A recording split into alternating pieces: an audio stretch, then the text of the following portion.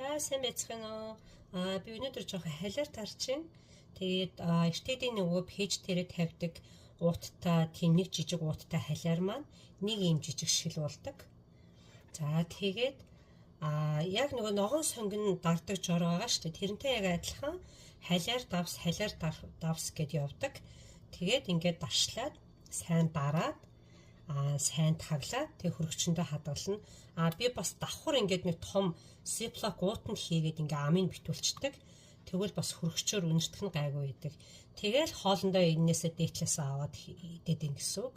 Энийг хэрэглэхдээ хууд бууз хуушур одоо гамбар юу ийдгийн тэрэндээ хийх гэж байгаа бол өөр давс бити нэмж хийгээрэй. Яа тэгэхээр энийгээ давсаар даршилсан байгаа учраас энэ маань нэлээд шороо гашуун болдог.